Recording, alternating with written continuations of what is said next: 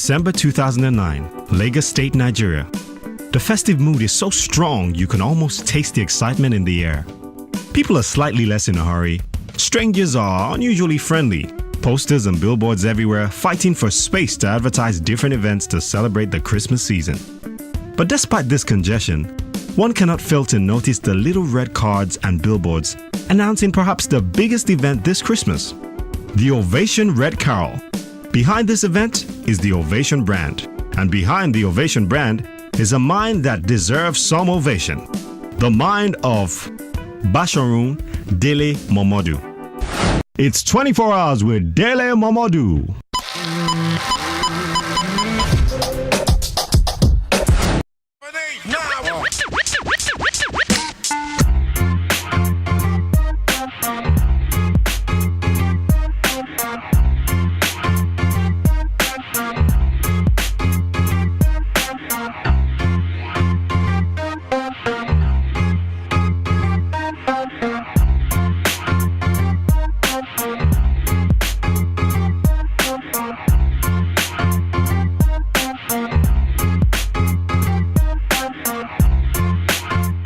You are welcome to 24 hours of my unusual life. You caught me in this mood, and I hope your viewers out there will see that it's not easy to make it in life. In the next 24 hours, I'm going to take you on a roller coaster. Trust me, it's going to be fun because my life is very unusual.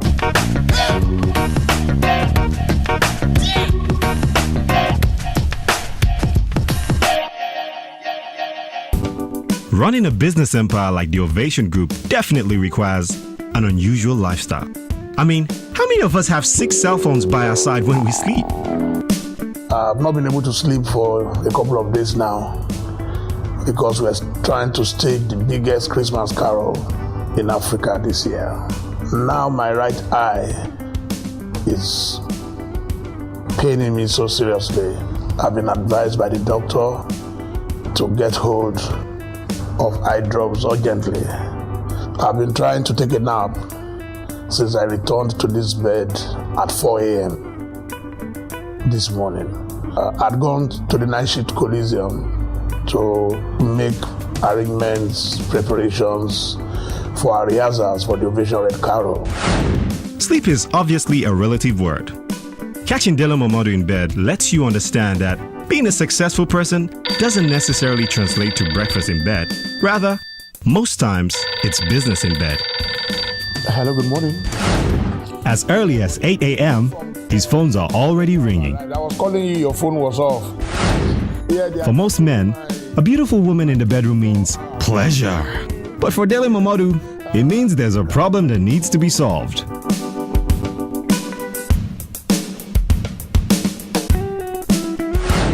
So, let's go.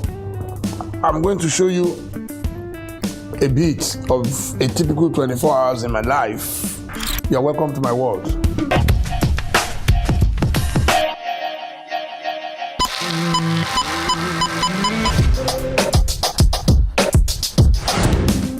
A typical day in my life is quite interesting. As soon as I wake up, I try to meditate for a couple of minutes. The whole idea is to commune with my God and also to think about what I'm going to do for the day.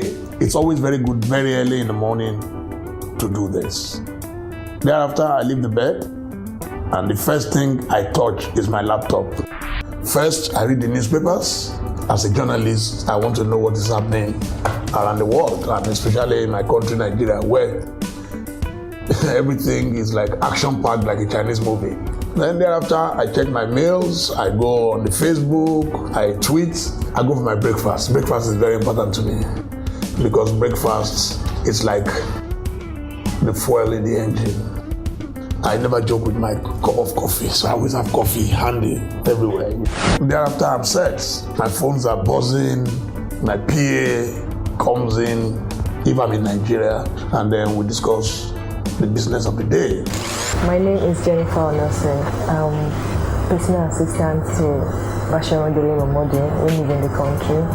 At the same time, I'm the accountant for the company and for my boss. We have several accounts: dollar, pounds, naira, and all of them different banks. So if my boss is around, I have to get cash for him from different banks because we have to sort out different people. 24 hours of his life. It's very busy and kind of haphazard because when he wakes up in the morning, says his prayers, gets his phone, gets his SMS, tells me what to do. Then he starts off meetings, or he has to be at events, or he has to go for lectures. And it goes on from morning till night. You see, everybody have a dream of how they want their life to be. Looking at my boss's life, you can see that it's so packed with activity. It's so full. It's not something I would want to do because nobody flies as frequent as my boss. Honestly, I don't know how he copes. Most of us depend on technology to get by on a daily basis. Successful journalists/businessmen are obviously not an exception. What are the 3 gadgets Dele Momodu cannot do without in 24 hours? I think 3 of the most important gadgets I'm gonna touch every day would be, first, my telephones. This bag here is filled with telephones, and there are much more elsewhere. You can see I've had to switch off some of them, otherwise I won't be able to do anything today. I often wonder how we survived without a phone. I use my laptops a lot. I'm a man about town. Of course, I have to be in a car. Those are modern inventions that we all can't do without.